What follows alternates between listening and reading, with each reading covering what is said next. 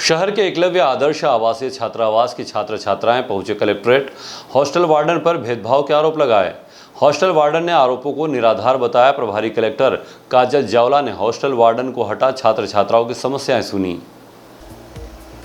दरअसल आज सुबह से ही एकलव्य आदर्श आवासीय छात्रावास के छात्र छात्राओं ने कलेक्टर कार्यालय गेट पर पहुंचकर जमकर नारेबाजी कर हॉस्टल अधीक्षिका नितिशा वर्मा को हटाने की मांग की।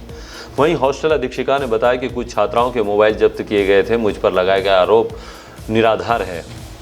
वहीं मौके पर संयुक्त कलेक्टर सोहन कनास ने छात्र छात्राओं से बात की, लेकिन छात्र छात्रा कलेक्टर से बात करने पर अड़े रहे।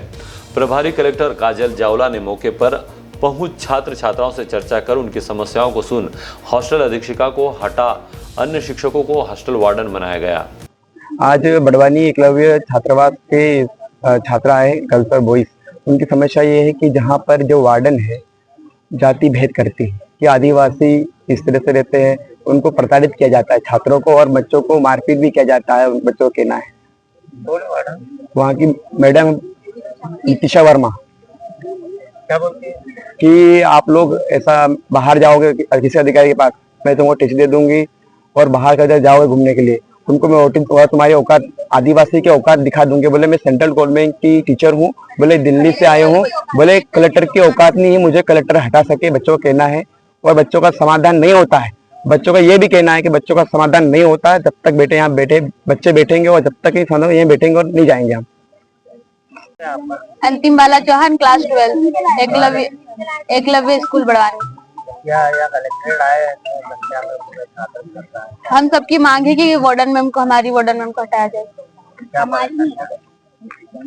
परेशानी ये है कि वो हमारे साथ भेदभाव करती है, जाति को लेकर, जाति धर्म को लेकर हमेशा टॉर्चर करती है, करप्शन करती है और जो पेरेंट्स आते हैं ना उनके साथ बहुत बदतमीजी से बात करती है।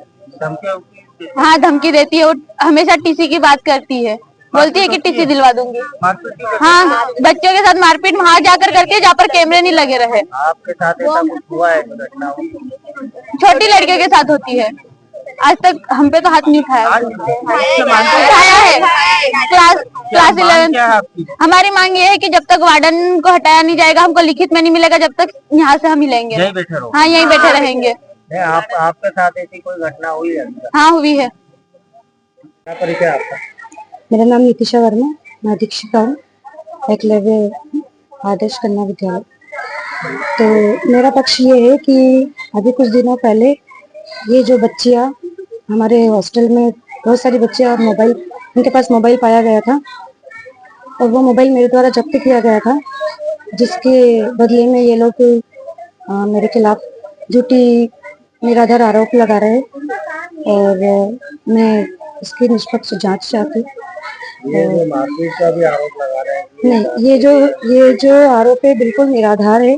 ये सिर्फ वो मोबाइल जो मैंने जब्त की, इनके मैंने पेरेंट्स के साइन भी लिए और इसी वजह से ये लोग मेरे ऊपर झूठे आरोप लगा रहे हैं। क्या आश्वासन दिया? छात्र EMRS बड़वानी वाले यहाँ छात्र छात्राएं यहाँ से मुख्यतः तो छात्राएं ही थी, उनका छात्रावास अधीक्षिका से उनको समस्याएं थी, कुछ आक्षेप लगा रहे थे और कुछ मूलभूत सुविधाओं के विषय में बता रहे थे। तो उसी समस्या को लेकर के यहाँ आए थे। टेम्परेरी हमने ये किया है कि 2 सीनियर टीचर्स को उनका सीनियर और जूनियर हाउस का वार्डन बना दिया है और अभी जो वर्तमान वार्डन है उनको हटा दिया। अब आगे की कार्रवाई जो ये होती है ये भारत सरकार की होती है, तो उसके लिए हम आगे मैंने पूर्व में निरीक्षण किया, कोई बच्चों से चर्चा की, क्या निकल कर आया? पूर्व में जो निरीक्षण किया है वो संभागायुक्त महोदय ने ही एक दल गठित किया था संभाग स्तर से। उन्होंने छात्राओं के फीडबैक फॉर्म्स भी लिए थे, उसके साथ हमारा प्रतिवेदन भी हमको प्राप्त हुआ है, लेकिन उसमें ऐसी कोई समस्या कहीं किसी छात्रों ने नहीं बताई। जिले में लगातार ये चीजें हो रही है, ऐसा क्यों हो रहा है? देखिए, जो ये जिले में लगातार इस प्रकार के इश्यूज आते हैं वो सब कुछ लोकल कंसर्न की वजह से हो सकते हैं और एज एंड व्हेन हमारे पास इशू आ रहा है हम उसको एड्रेस कर रहे हैं, इस चीज को भी हम एड्रेस कर रहे हैं। बड़वानी से विजय निकुम की रिपोर्ट।